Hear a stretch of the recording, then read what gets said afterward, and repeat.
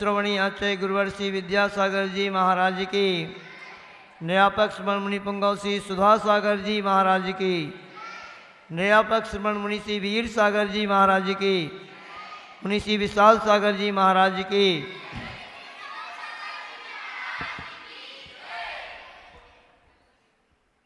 देखिए, शांति धारा भी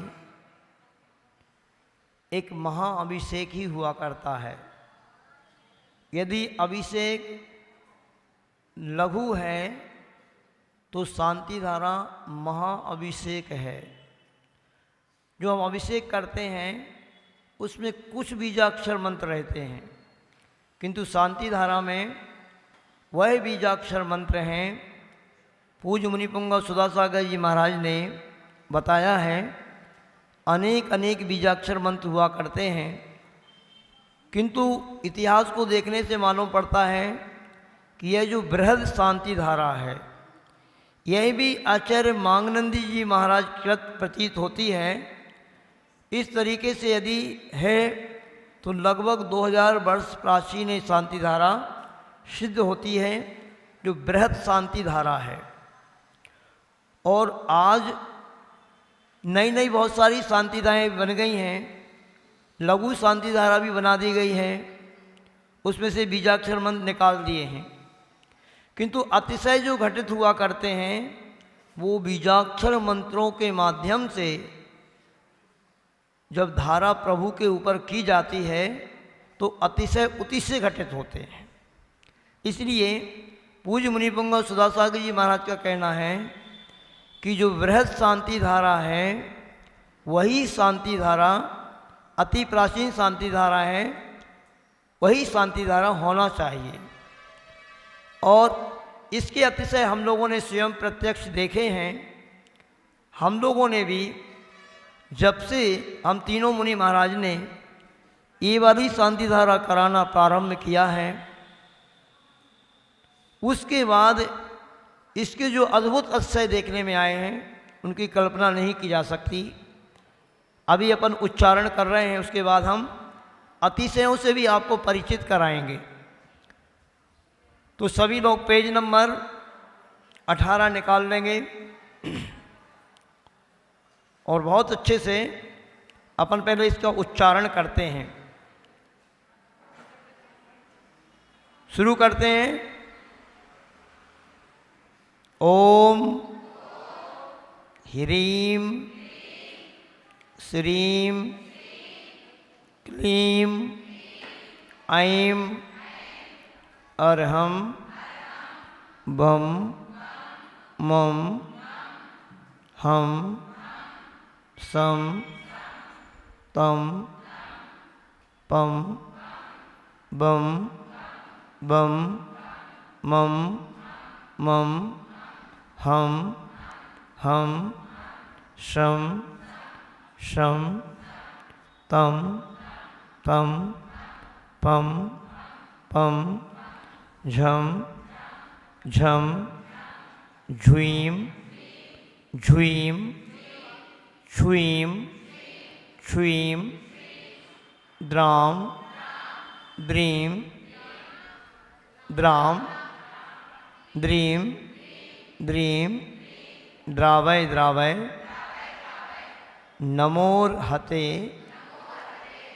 भगवते श्रीमते ओम ह्रीं क्रों मम पापम खंडय खंडय जहि जहि दह दह पच पच पाचय पाचय ओम नमो अर्हन् झम झुईं छुईं हम शम झम वम वह पह हह छाम छीं छूं छीं छईं छूं छौं छम छह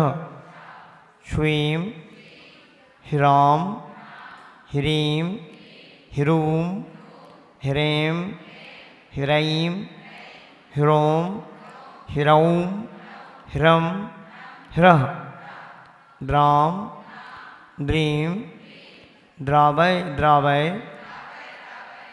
नमोर्हते भगवते श्रीमते ठः ठः अस्माकं श्रीरस्तु वृद्धिरस्तु तुष्टिरस्तु पुष्टिरस्तु शांतिरस्तु कांतिरस्तु कल्याणमस्तु स्वाहा।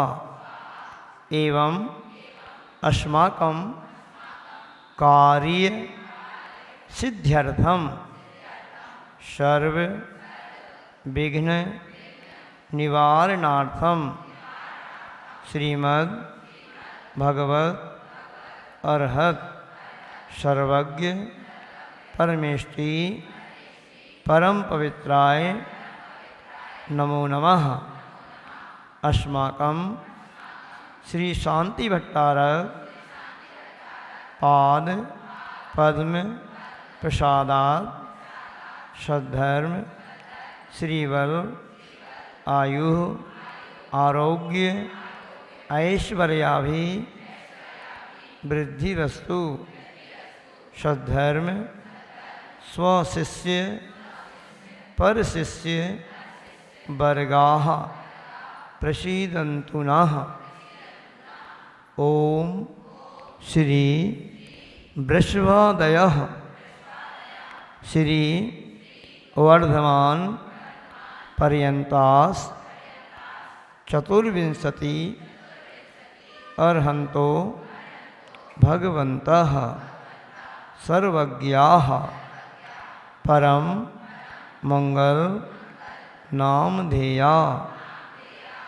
अस्माकं यह मूत्र च सिद्धिं तन्वन्तु सद्धर्म कार्येषु च। यह मूत्र च सिद्धिं प्रयच्छन्तु नः।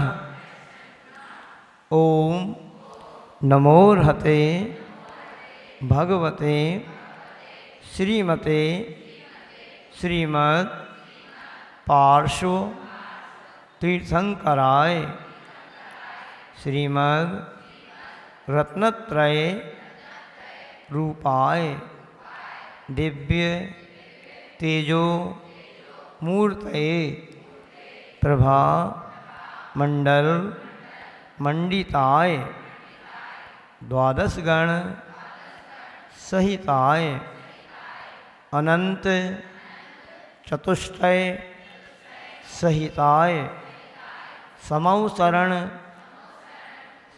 समौसरण समूसरण नहीं पढ़ना है, जैसा लगा वैसा पढ़िए। समौसरण केवल ज्ञान लक्ष्मी शोभिताय अष्टादश दोष रहिताय षट् चत्वारिंशत् गुण संयुक्ताय परमेष्टि पवित्राय सम्यक ज्ञानाय स्वयं भुवे सिद्धाय बुद्धाय परमात्मने परम सुखाय त्रैलोक्य महिताय अनंत संसार चक्र प्रमर्दनाय अनंत ज्ञान दर्शन वीर्य सुखास्पदाय त्रैलोक्य वशंकराय सत्य ज्ञानाय सत्य ब्रह्मणे उपसर्ग विनाशनाय घाति कर्म क्षयंकराय अजराय अभवाय अस्माकं व्याधिं गिनन्तु। श्री जिनाभिषेक पूजन प्रसादात् अस्माकं सेवकानां सर्व दोष रोग शोक भय पीड़ा विनाशनम भवतु। ओम नमोर्हते भगवते प्रक्षिणा शेष दोष कल्मषाय दिव्य तेजो मूर्तये श्री शांतिनाथाय शांति कराय सर्व विघ्न प्रणाशनाय सर्व रोगाप मृत्यु विनाशनाय सर्व परकृत क्षुद्रोपद्रव विनाशनाय सर्वारिष्ट शांति कराय ओम ह्रां ह्रीं ह्रूं ह्रौं ह्रः अश्याउषा नमः। मम सर्वविघ्न शांतिं कुरु कुरु तुष्टिं पुष्टिं कुरु कुरु स्वाहा। अब आप लोग ये छिन छिन भिन्न भिन्न ना बोल करके इसे उच्चारण कर लेंगे।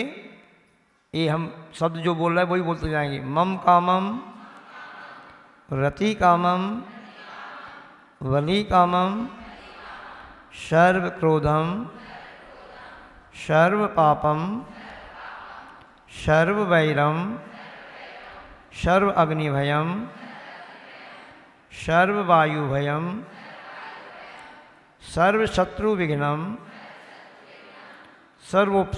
सर्वोपसर्गम सर्व विघ्नम सर्व राज्य भयम सर्व चौर भयम सर्व दुष्ट भयम सर्व सर्प भयम सर्व वृश्चिक भयम सर्व सिंहादि भयम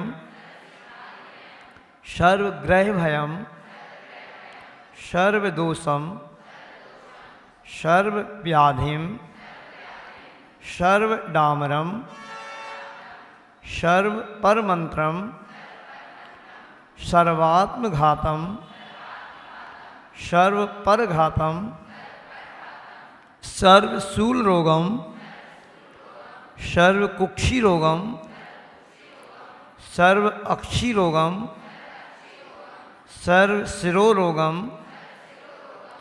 सर्व ज्वर रोगम सर्व नरमारिम सर्व गजमारिम सर्वाश्ममारिम सर्व गोमारिम सर्व महेशमारिम सर्व अजमारिम सर्व सस्यमारिम सर्व धान्यमारिम सर्व लतामारिम सर्व गुल्ममारिम सर्व पत्रमारिम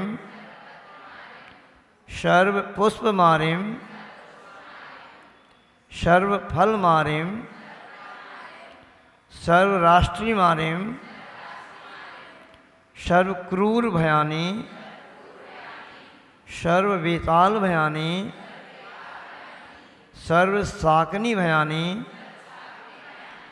सर्व डाकनी भयानी सर्व वेदनीयम सर्व मोहिनीयम सर्वापस्मारिम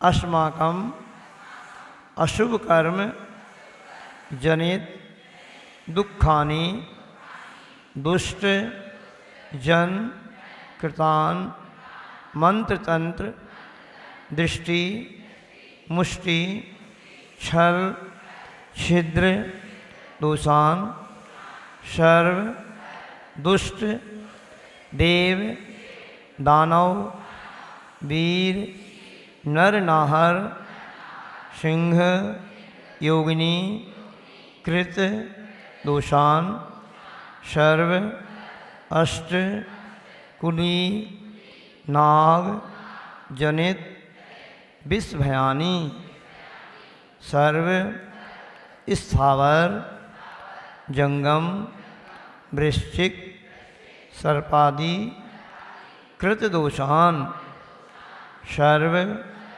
सिंह अष्टा पदादि कृत दोषान पर शत्रु कृत मारणोच्चाटन विद्वेषण मोहन वशीकरणादि दोषान ओम ह्रीं अष्टमभ्यम चक्र विक्रम सत्व तेजो बल शौर्य वीर्य शांति ही सर्वजीवानंदनम सर्वजनानंदनम सर्वभव्यानंदनम सर्वगोकुलानंदनम सर्वराजानंदनम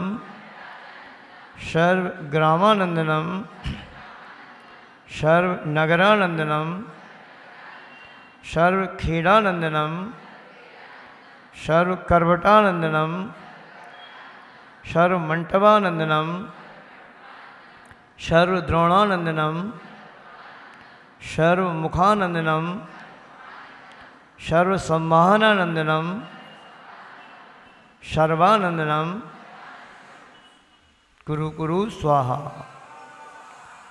यत्सुखम त्रिषु लोकेषु व्याधिर व्यसन वर्जितम अभयम क्षेम मारोग्यम स्वस्तिरस्तु विधीयते।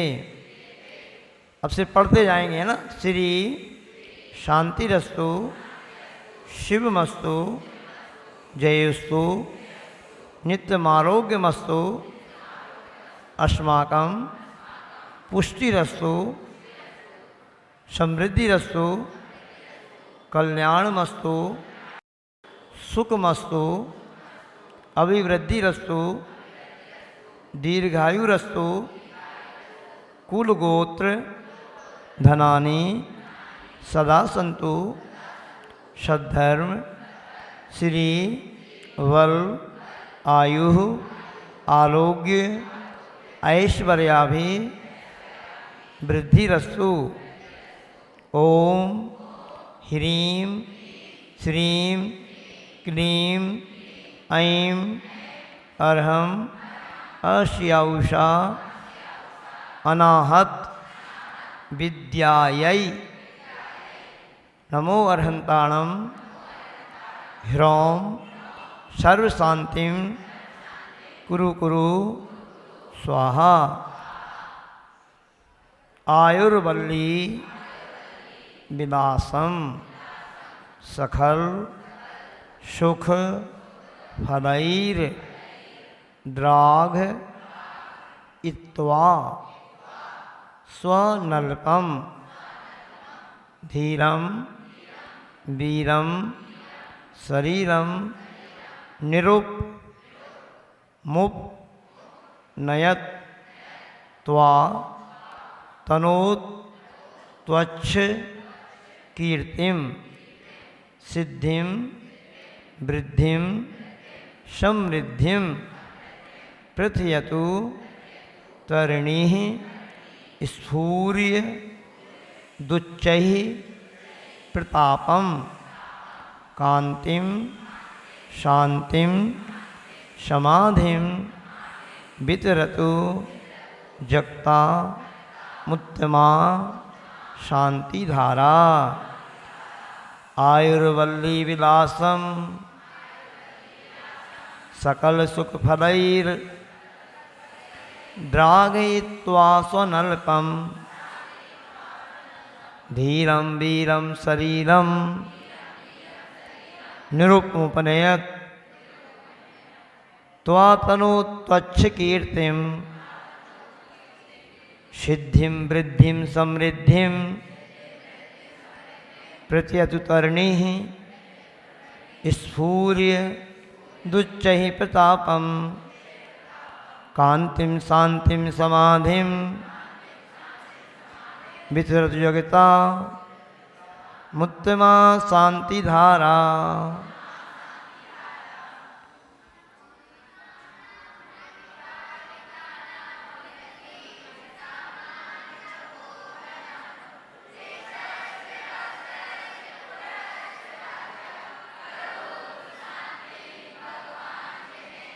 ठीक है, इसका उच्चारण भी कर लें। संपूज्य का नाम प्रतिपालका नाम यतीन्द्र सामान्य तपोधना नाम देशस्य राष्ट्रस्य पुरस्य राज्ञः करोतु शांतिं भगवान् जिनेन्द्रः।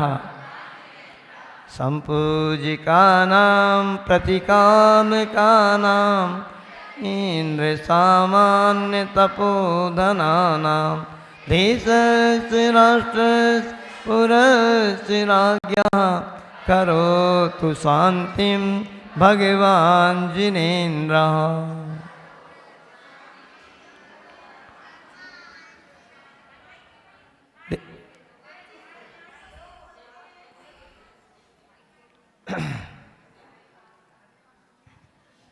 नमोस्तु महाराज जी। जहाँ कल्याणमस्तु तो सदास्तु बोलना है कि तथास्तु बोलना है, और इसका क्या मतलब होता है? जो हाँ, देखिए, इनका बहुत अच्छा प्रश्न है। इस शांति धारा का उच्चारण यहाँ पर अभी आपको कराया गया, और अधिकांश जगह शांति धारा होती है, किंतु बहुत सारे लोग इसका उच्चारण शुद्ध नहीं कर पाते हैं। और शुद्ध नहीं करेंगे अपन, न तथास्तु होगा न सदास्तु होगा, ये कुछ नहीं हो पाएगा। तो शुद्ध उच्चारण होना चाहिए। इसलिए शांति धारा का उच्चारण का मेरे मन में भाव आया, और ये अब इस YouTube पे ये डल जाएगी। कोई भी व्यक्ति इसका शुद्ध उच्चारण धीरे धीरे भी सीख सकता है। अब उसका हम भाव बता रहे हैं आपको, जो आपने प्रश्न किया है। उससे पहले एक बात वो बताना चाहते हैं, प्राय करके जो लास्ट के जो 4 लाइन है ना, ये शुद्ध नहीं पढ़ पाते लोग। आयुर्वल्ली विलासम वाली, इसको बहुत अच्छे से समझेंगे। ये सृगधरा छंद है। संस्कृत में छंद होते हैं ना, ये सृगधरा छंद है। इसमें 7-7 अक्षर पर रुका जाता है, यानी 7-7 अक्षर पर यति होती है। तो वो आप प्रमुख रूप से पढ़ना सीखेंगे। देखें थोड़ा सा, धीरम वीरम शरीरम, कितने अक्षर हो गए? 7 हो गए ना।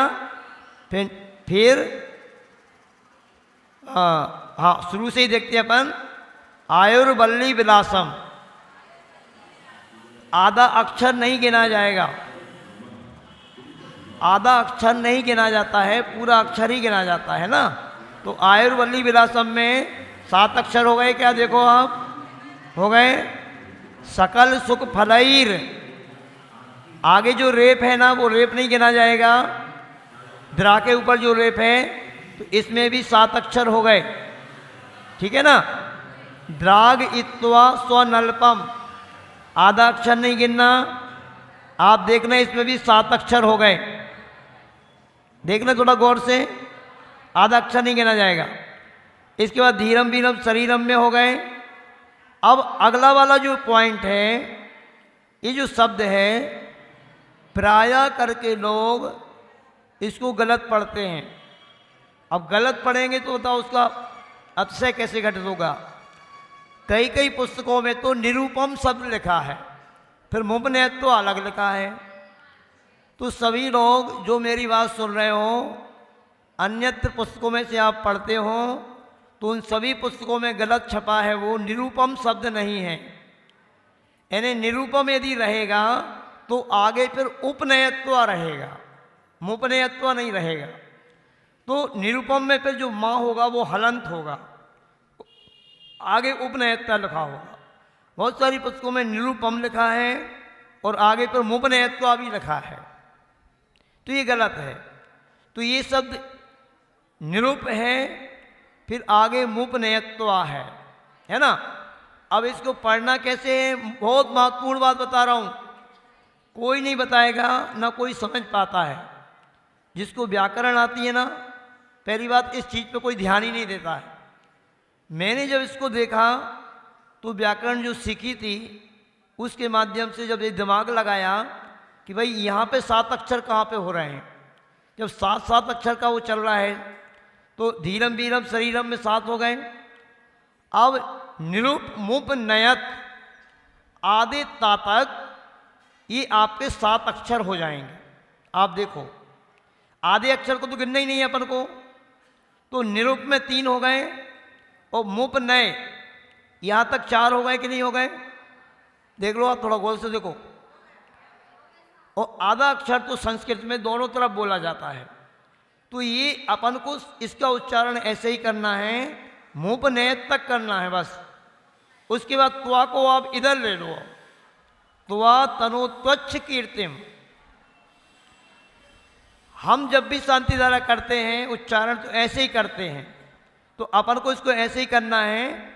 थोड़ा ध्यान देंगे, धीरम वीरम शरीरम निरूप मुप नयत, यहाँ पे आप निशान लगाएं नयत तक।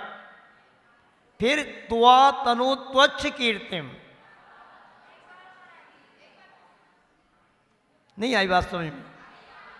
अरे धीरम वीरम शरीरम हो गया, इसके बाद निरूप, निरूप हो गया, मुप नयत, मुप नयत तक आप गिनो 4 अक्षर हो गए, आधा नहीं गिनना था, तो ये चारों 3 7 अक्षर हो गए। यहाँ तक ही बोलना है, यहाँ पर अपन को अल्प विराम लगाना है। इसके बाद आधे अक्षर को अपन डबल बोलते हैं, तो त्वा तनोत्वच कीर्तिन के साथ त्वा को जोड़ेंगे, ऐसा त्वा तनोत्वच कीर्तिन, तब ये उच्चारण सही होगा। ठीक है ना। तो इस तरीके से आप लोग इसका उच्चारण सुधार लेंगे। अब जो आपने पूछा है कि महाराज जी तथास्तु बोलें या सदास्तु बोलें, तो ऐसा है, देखो तथास्तु का मतलब होता है तथा अस्तु। जैसे शांति धारा में बोला जा रहा है, किसी भी प्रकार की विघ्न बाधाओं के लिए जो शांति धारा कर रहे हैं वो वाचन कर रहे हैं, तो सभी जनता का समर्थन रहता है कि इस शांति धारा में जो जो भी कहा जा रहा है वैसा हो, तथा माने उसी प्रकार का हो। ठीक है ना।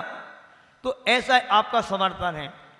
और सदास्तु का मतलब है सदा ऐसा हो, इसका मतलब ये है। तो वैसे एक प्रकार से तथास्तु शब्द ज़्यादा सही है। जो शांति धारा वाले कह रहे हैं कि भाई गौ मारेम अश्वमारेम, ये वाले जो बोला जा रहा है, हाँ आप जैसा बोल रहे हैं वैसा ही हो।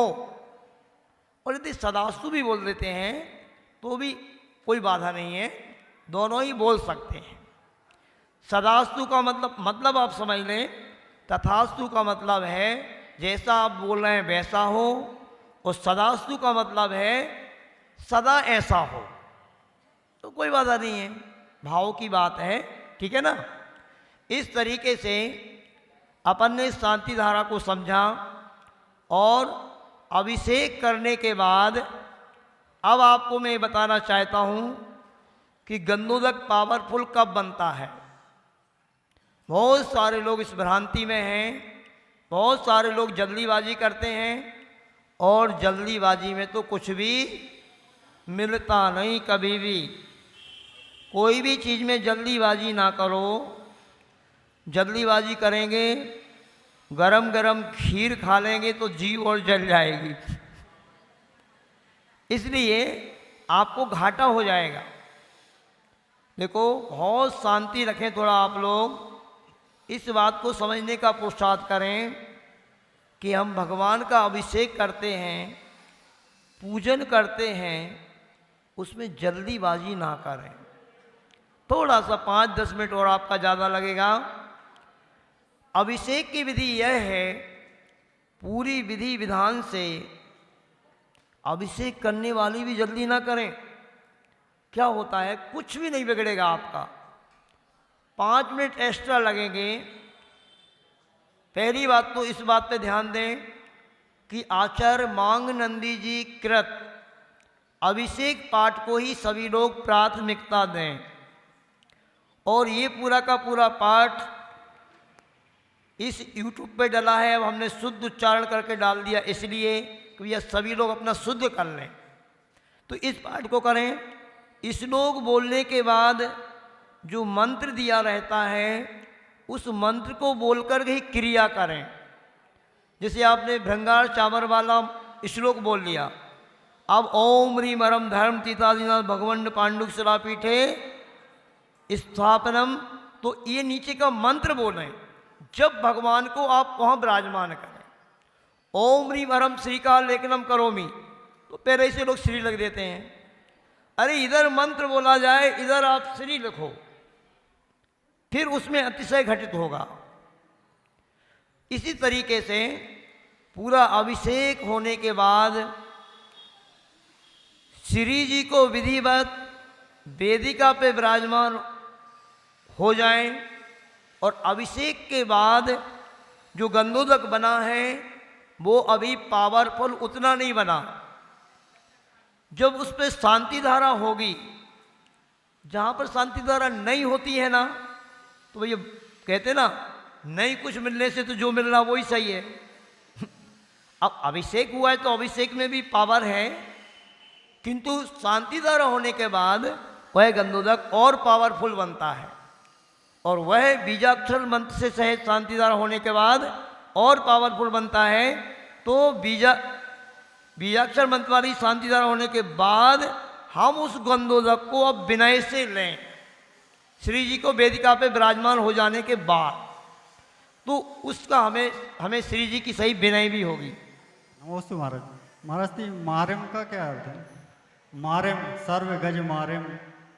हाँ, ये जो है ना, मारी नाम का एक रोग होता है। आप लोगों ने वो घटना सुनी होगी मथुरा नगर की। इस शांति धारा के बारे में और शांति विधान के बारे में एक अपन को इतिहास मिलता है। पद्म पुराण ग्रंथ में एक इतिहास आता है कि एक सुमति नाम के जो सेठ थे, वो मथुरा नगर में पहुंचते हैं, और उस मथुरा नगर में उन्होंने जाकर के देखा बहुत अच्छे अच्छे मंदिर बने हैं, किंतु उन मंदिरों में एक भी व्यक्ति नहीं है। इसको देख करके सेठ जी बड़े आश्चर्यचकित हुए, और उन्होंने जाकर के बहुत सुंदर सुंदर जिनालय बने थे, उनकी वो वंदना करने लगे। तो वहाँ पर एक मुनि महाराज विराजमान थे, बल्कि एक नहीं, शायद सप्तऋषि मुनि महाराज विराजमान थे, रिद्धिधारी मुनि महाराज थे। उनसे पूछा, भगवान ये पूरा नगर खाली पड़ा हुआ है, मंदिर खाली हैं, आकर क्या हो गया है? तो उन्होंने बताया कि यहाँ पर पहले जो यहाँ का राजा था, उस राजा को रामचंद्र जी के भाई जो शत्रुघ्न थे ना, उन्होंने यानी युद्ध में हरा दिया है। ये प्रसंग पद्म पुराण में बहुत अच्छा आता है। शत्रुघ्न ने जब वहाँ का जो मथुरा का राजा था उसको हरा दिया, उसके बाद बहुत सारी विद्याएं थी, तो वो विद्याएं इधर उधर घूमने लगीं, और उन विद्याओं ने अपना स्वामी नहीं रहा तो वो जनता को परेशान करने लगे और एक मारी नाम का रोग फैला दिया। जिस मारी नाम के रोग से वहाँ पर जैसे भी कोरोना हुआ था ना, तो कैसी हाहाकार मची हुई थी। कोरोना तो कुछ भी नहीं था उसके आगे, मारी रोग के आगे, वो बहुत और भयंकर था। तो सारी नगर मतलब वो खाली हो गया, लोग यहाँ भाग गए। जैसे कोरोना के समय देखो आप, बड़े बड़े शहरों से सभी कैसे पलायन चल रहा था, तो ऐसे ही उस नगर को खाली करके भाग गए। तो उन सेठ जी ने पूछा, महाराज यदि ये मारी रोग फैल भी गया है तो हम इसको दूर हमें क्या कर सकते हैं, हम क्या कर सकते हैं? तो फिर महाराज जी बताते हैं कि आप श्री शांतिनाथ भगवान की स्तुति करो, और वही स्तुति जो उस समय की जाती है वही शांति विधान के नाम से प्रसिद्धि को प्राप्त होती है। तो वहाँ पर फिर शांति विधान होता है और भगवान की शांति धारा होती है, और उस शांति विधान और शांति धारा के माध्यम से वहाँ पर जो शांतिनाथ भगवान की भक्ति की जाती है वो मारी रोग पलायन कर जाता है, सुख शांति का वातावरण सभी जगह फैल जाता है। ये वही मारी रोग है। मारी का मतलब है यदि गौ पर, गायों पर, अभी कोई गायों पर चल रहा है ना, लंपी हाँ लंपी ना, लंपी वायरस का प्रकोप गायों पे चल रहा है। कोरोना मनुष्यों पर था तो लंपी का प्रभाव गायों पर है। लाखों की मात्रा में पशु मारे जा रहे हैं। जहाँ जहाँ भी वायरस चल रहा है वहाँ पर वहाँ के लोगों को शांति धारा कराना चाहिए। उन गायों के लिए उस रोग से शांति मिले, इसके लिए सभी जगह शांति धारा होना चाहिए। और शांति धारा के माध्यम से जब कोरोना जैसी महामारी भी भाग गई तो ये लंपी वायरस क्या चीज़ है ये भी भाग जाएगा।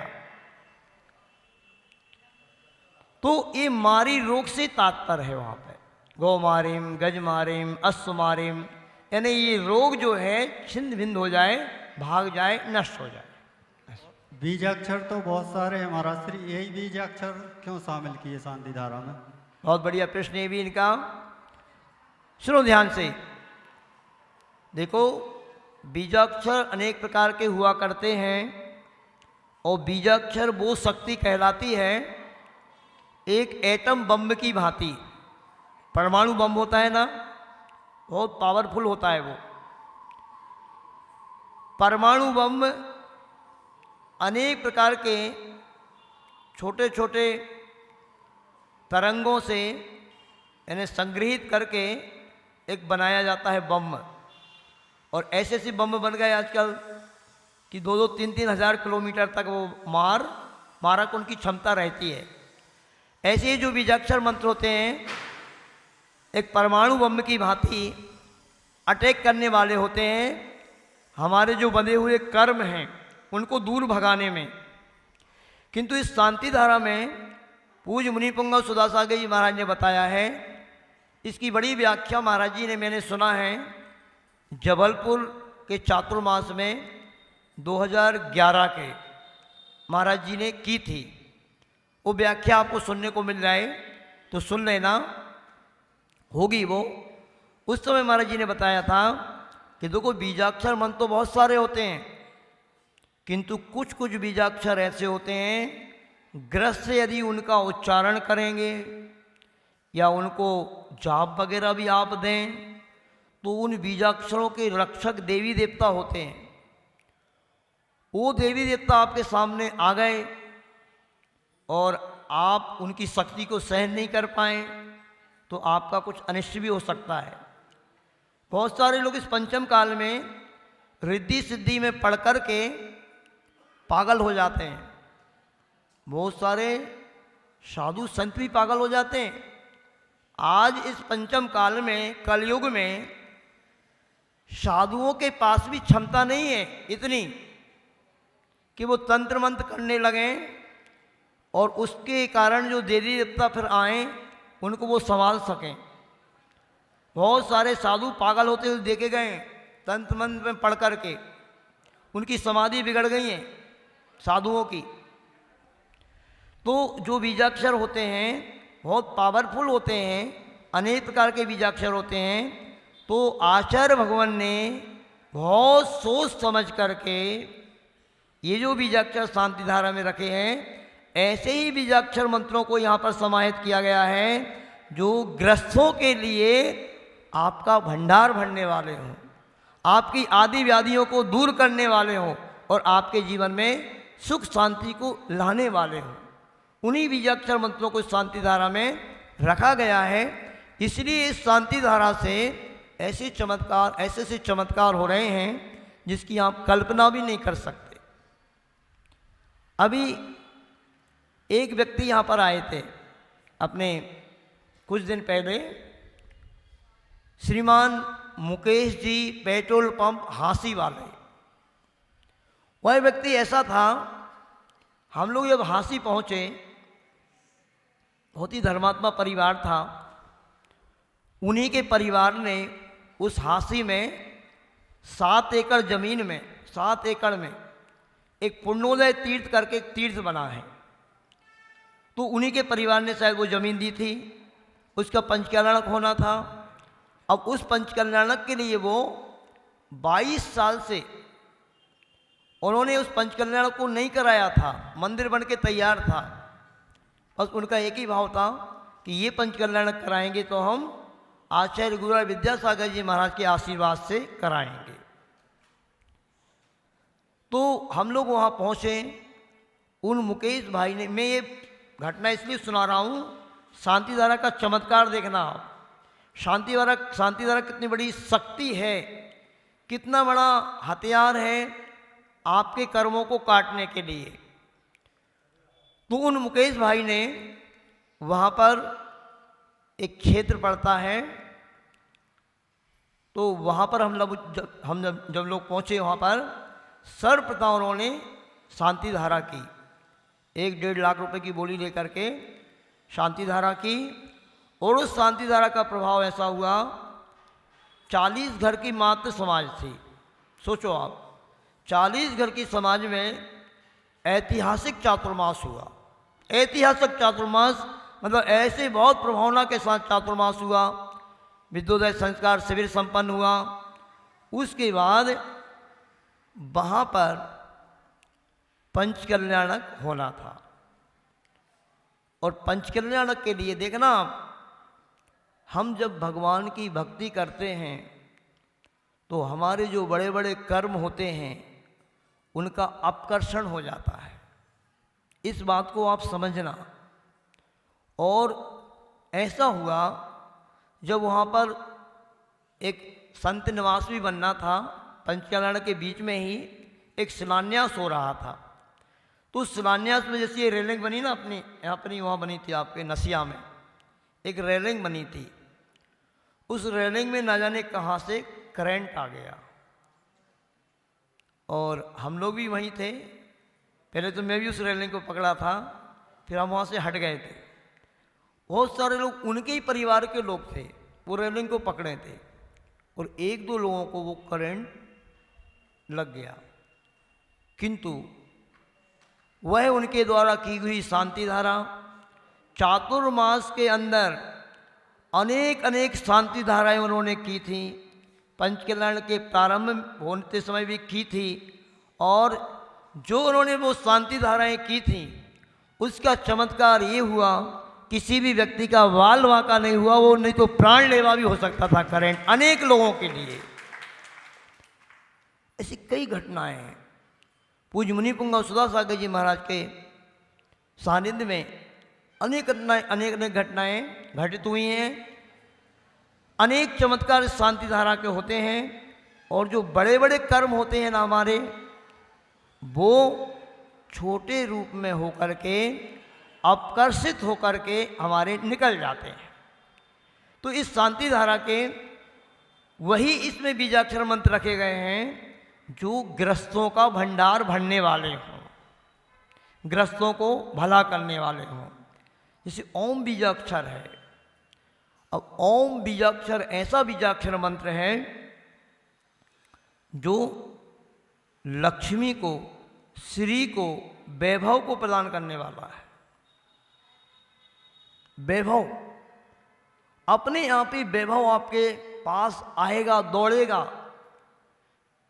अब एक बात जरूर आपसे कहेंगे, यदि आप धर्म करेंगे ना तो वैभव आपके पास आएगा, ये पक्का समझ लेना। किंतु आप वैभव को प्राप्त करने के लिए धर्म ना करो, वो ना करो धर्म। क्या हुआ महाराज जी? वैभव आपके पास आएगा दौड़ता हुआ, किंतु आप वैभव प्राप्त करने की भावना से धर्म ना करो। बहुत अंतर है इसमें। एक में निकांक्षित भाव से आपको धर्म करना है, अपने आप आपके पास वैभव आएगा। क्योंकि धर्म का फल जो होता है लौकिक और पारलौकिक दोनों प्रकार का सुख होता है। किंतु आप मांगोगे, अपन मांग लेते हैं, कामना कर लेते हैं, मनोकामना कर लेते हैं, भगवान हमारा ये काम हो जाए तो हम आपको छत्र चढ़ाएंगे, हम महावीरा जी में छत्र चढ़ाएंगे, तेजारा जी में चढ़े जाएंगे, कुंडलपुर के बड़े बाबा को चढ़ाएंगे। क्या करने के लिए? थोड़ा सा काम करने के लिए। अरे तुम छत्र चढ़ाओ ना, तुम्हारा थोड़ा सा क्या पूरा ही हो जाएगा, इतना हो जाएगा कि तुम संभाल नहीं पाओगे। किंतु आप निकांक्षित भाव से धर्म करें। और फिर यदि अन्यत्र जाते हैं, आप कहीं भी इधर उधर जाकर के अपना सिर पटकते हो वही थोड़ा सा काम करने के लिए, तो फिर कोई बात नहीं, इधर उधर जाना बंद करो और वो थोड़ा सा आप मांग लो यहीं, तो यहाँ भी मिल जाएगा, यहाँ तो मिल ही जाएगा। जब बहुत बड़ा मिलेगा तो उससे थोड़ा तो मिल ही जाएगा। तो थोड़ा बहुत तो मांगने से मिल ही जाता है, किंतु नहीं मांगो तो और बड़ा मिलेगा। तो ऐसे इस तरीके से इस गंधोदक की महिमा को समझना। अब देखो, हम कल एक श्लोक का आपको अर्थ बता रहे थे ना, वो बता करके बात पूरी करते हैं। कल से आप लोग समय से आएंगे तो अपन और जल्दी हम छोड़ देंगे, हमें कोई दिक्कत नहीं है। हाँ, 3 बजे आप आ जाएं। अब 3 बजे आ जाए, कोई बात नहीं, 3 बजे स्वाध्याय पूरा हो जाएगा, 3 बजे से अपन क्लास प्रारंभ कर देंगे, तो 4 सवा 4 तक अपन छोड़ देंगे। अब देखिए, आप सुनो तो ठीक है। सही जो काम की बात रहेगी वो हम 3:30 से ही प्रारंभ करेंगे। और इन लोगों के लिए अपन, आप समझो बात को, इनको 3 बजे बोलो जब 3:30 तक आएंगे पक्के पूरे। तो सुनो बहुत ध्यान से सुनो। इस अभिषेक पाठ में 20 नंबर का श्लोक निकालेंगे। अभिषेक पाठ में 20 नंबर का श्लोक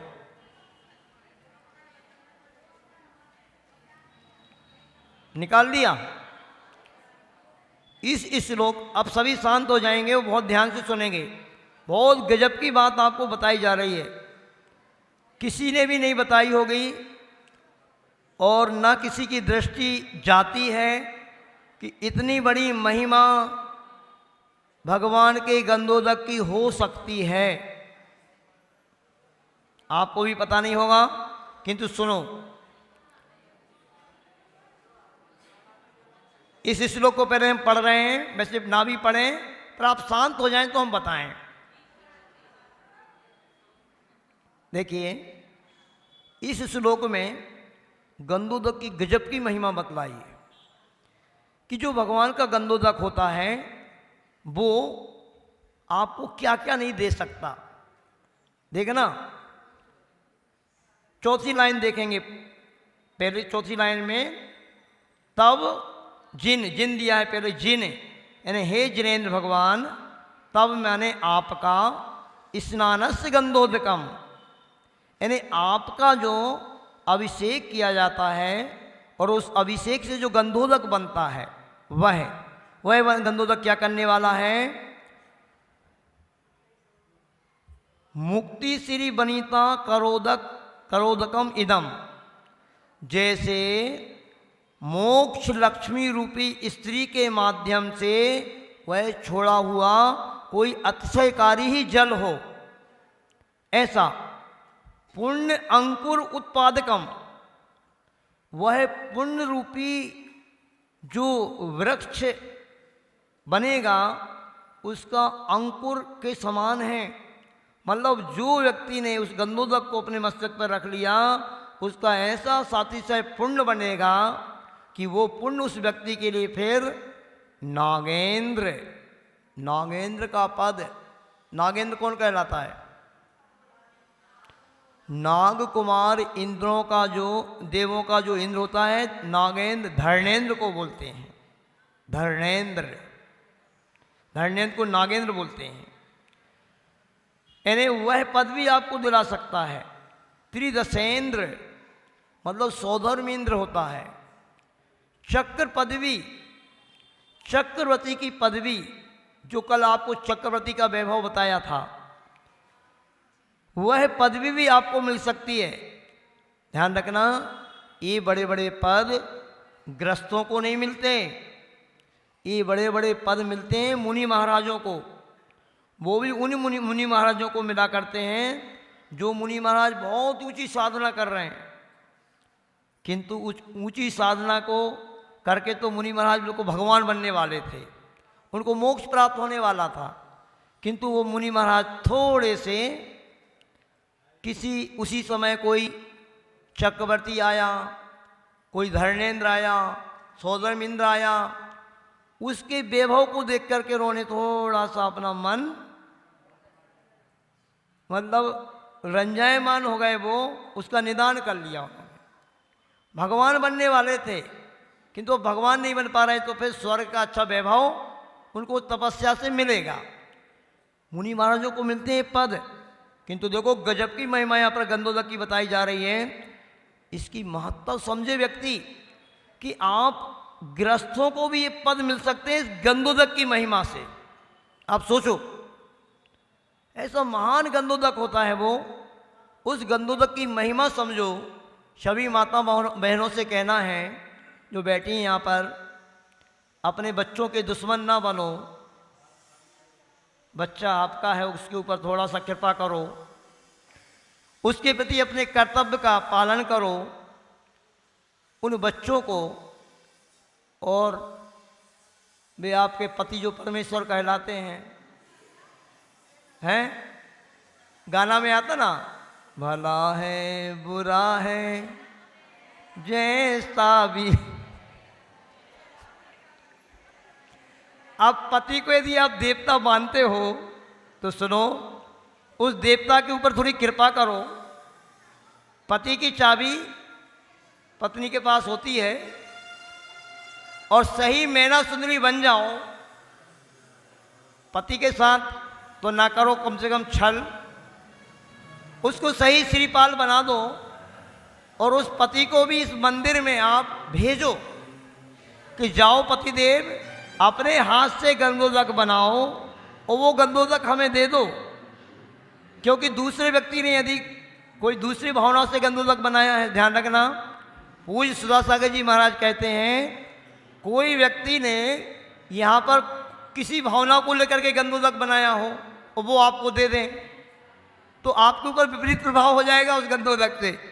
इसलिए सभी मैना सुंदरियों से कहना है कि अपने पतिदेव को भेजो भगवान का अभिषेक करने के लिए, और उस अभिषेक को वो अपने हाथ से बनाएं और आपको भी दें, और उन बच्चों को भी भेजो कि जो बच्चे उस गंधोदक को खुद बनाएं और खुद बना करके लगाएं, तो देखना उस गंधोदक का चमत्कार। तुम्हारी परीक्षा में कैसे तुम अव्वल नंबर नहीं आते हो, कैसे तुम्हारी सारी मनोकामनाएं पूर्ण नहीं होती हैं, ना हो तो मुझे पास आके तुम शिकायत कर देना। पर करो तो कुछ है नहीं, और चाहो सब, तो फिर ऐसे नहीं होता है। देखो, बंजर भूमि में कभी भी फसल नहीं उगेगी। तो देखो, अब चक्र पदवी भी आपको मिल सकती है उस गंधोदक के प्रभाव से, क्योंकि भगवान का हम जब अभिषेक करते हैं, भगवान की हम जब पूजा करते हैं, भाई भगवान का पवित्र गंधोदक अपने मस्तक पे लगाते हैं तो वो सारी एनर्जी ऊर्जा हमारे अंदर प्रवेश करती है और अपने आप ही अपने भाव पवित्र होते हैं। उन देवों से शिक्षा लो। सुनो ध्यान से सभी लोग, देवता लोग क्या करते हैं जानते हो? जब तीर्थंकर बालक का सुमेरु पर्वत पर अभिषेक होता है, पढ़ो आप, शास्त्रों में लिखा है 20 योजन चौड़ाई वाले, 4 योजन गहराई वाले, 1 योजन मुख के कलश ढरे जिन माथा, नहीं जरा डगे शिशु ना था। उस समय जब भगवान का जन्माभिषेक होता ना, वसु योजन क्या होता है? वसु का मतलब होता 8 योजन, 8 योजन लंबा, 4 योजन चौड़ा, ऐसा कलश है। एक योजन का मुख है।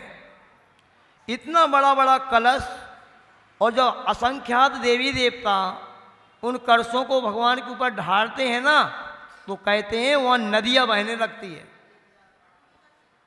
उस सुमेरु पर्वत से वो गंधोदक जब बहुत ऊंचा है, 1 लाख योजन है सुमेरु पर्वत। कितने लाख योजन है? 1 लाख योजन का। तो 1 योजन कितना बड़ा होता है? छोटा योजन भी 12 किलोमीटर का होता है, और बड़ा महायोजन तो 6000 किलोमीटर का होता है। 6000 किलोमीटर का, 2000 कोस का होता है वो। छोटा योजन, लघु योजन 4 कोस का होता है। 4 कोस छोटा योजन, लघु योजन 4 कोस का होता है, और 1 कोस का मतलब होता है 3 किलोमीटर। ऐसे समझ गए आप? लघु योजन 4 कोस का होता है, कोस 1 कोस 3 किलोमीटर का होता है, मतलब 12 किलोमीटर का हो गया। जो महायोजन होता है वो होता है 2000 कोस का, 6000 किलोमीटर का। 2000 कोस का महायोजन। और मुझे ये जो पर्वत वगैरह रहते हैं ना, ये महायोजन से ही नापे जाते हैं। क्षेत्र हैं, पर्वत हैं। तो अब विचार कर लें आप कि जो सुमेरु पर्वत है वो कितना लंबा और चौड़ा है, कितना ऊंचा है। 1 लाख महायोजन से नापा जाएगा, ऐसा सुमेरु पर्वत है। उसके ऊपर से जब इतने बड़े बड़े कलश भगवान के ऊपर ढाले जाते हैं तो ऐसे लगता है जैसे नदियां बह रही हो, पूरा समुद्री बह रहा हो। और कहते हैं वह इतना गंधोदक कि 1 बूंद भी नहीं बचती, 1 बूंद नहीं बचती। उन देवों के पास क्या कमी है? क्या वैभव की कमी है? क्यों वो देवता लोग उस गंधोदक के अपने मस्तक पे धारण करते हैं? क्यों करते बताओ? अपन कैसे महामूर्ख हैं। दुनिया के लोग आज सुबह से लेकर शाम तक दौड़ रहे हैं, हाय हाय वैभव, हाय वैभव, हाय पैसा।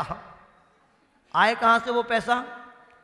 सारी अपनी ताकत तुम खून पसीना बहा रहे हो, सुबह से लेकर शाम तक व्यापार करने में। ये जॉब करने वाले तो इतने अपनी बुद्धि की क्षमता नहीं समझ रहे हैं। बड़ी बड़ी कंपनियों में जॉब कर रहे हैं लोग, 12 घंटे 14 घंटे लगे हैं, बिल्कुल जोरू के गुलाम बने हुए। इतनी मेहनत तो अपनी क्या बताएं, अब घर में भी नहीं करते हैं। इस जॉब वाले पैसे के पीछे 14-14 घंटे ड्यूटी दे रहे हैं। आखिर क्या होगा? इसका फल क्या होगा? विचार करो। अभी तो आपको ये जॉब मिल गया, अभी तो आपको ये वैभव मिल गया, इससे आप व्यापार कर रहे हो। आगे क्या होगा जानते हो?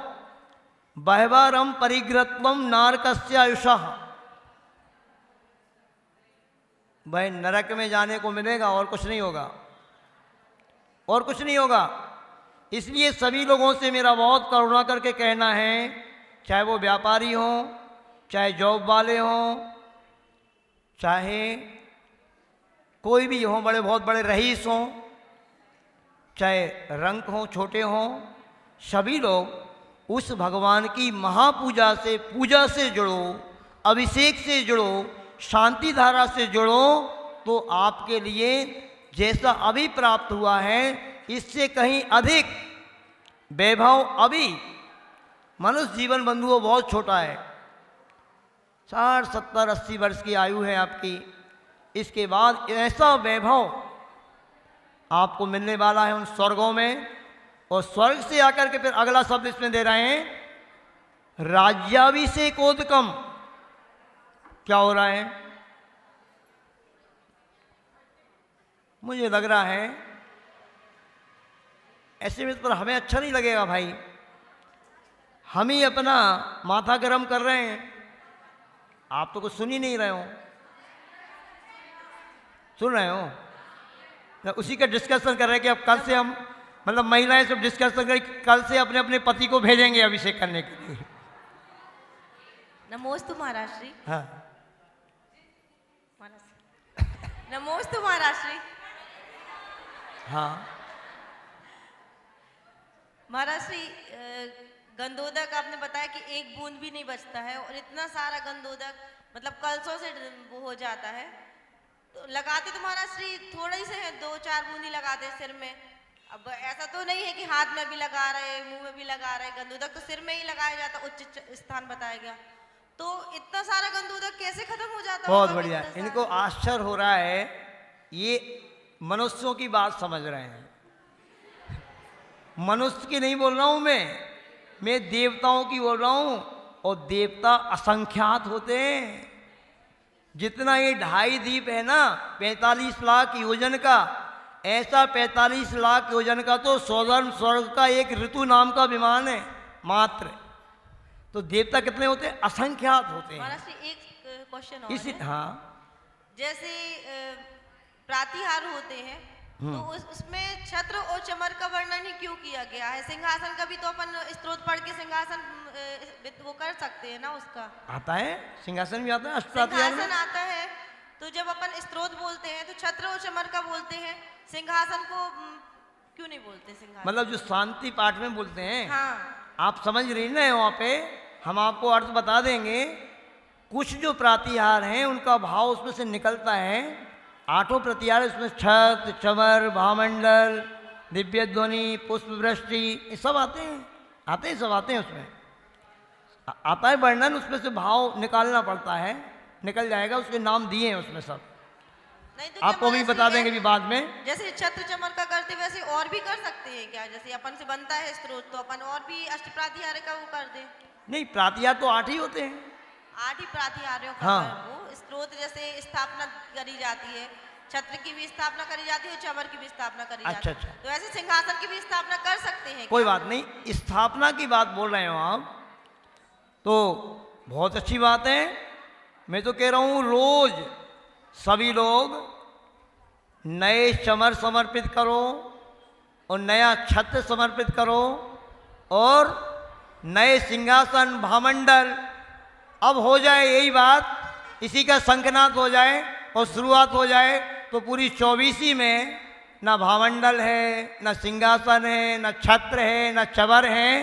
तो बहुत अच्छी बात है, प्रारंभ कर दो। आप तो घोषणाएं कर दो किस किस की तरफ से, पूरा एक 24 भगवान के लिए आप रोज कर सकते हो, कोई बाधा नहीं है। सभी चीज़ों की घोषणा रोज कर सकते हो, रोज समर्पित कर सकते हो। इससे बढ़ के और क्या हो सकता है? बात ये होती है कि सिंहासन पे भगवान विराजमान हैं। अब छत्र चमरी ऐसे रहते हैं कि अपन उनको मतलब एक समर्पित कर सकते हैं सहजता में, इसलिए करते हैं, बाकी कोई बाधा नहीं है। आप रोज सिंहासन भामंडल छत्र चमर अष्ट प्रातिहार समर्पित करो तो और अच्छी बात है। और भी पूरे भारतवर्ष में जहाँ जहाँ गाँव में भी जिन मंदिर हैं और उनमें नहीं है, पर वहाँ भेज देंगे भाई, कोई बाधा नहीं है, आप कर सकते हैं। महाराज से नमोस्तु।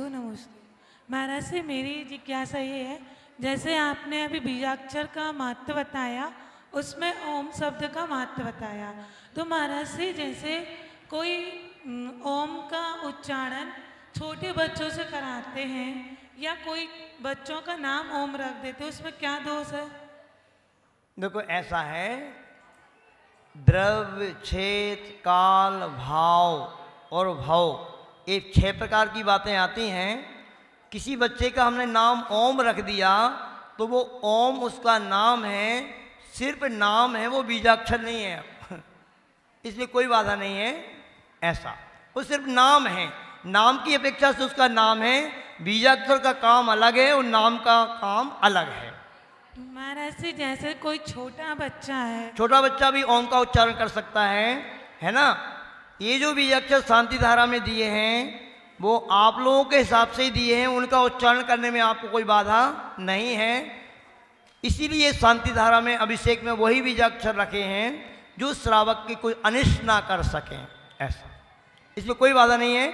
शांति धारा अभिषेक में जो भी बीजाक्षर हैं उनका आप उच्चारण कर सकते हैं, जाप कर सकते हैं, कोई दिक्कत नहीं है। ध्यान नहीं करना, बस ध्यान करने में दिक्कत है श्रावक को।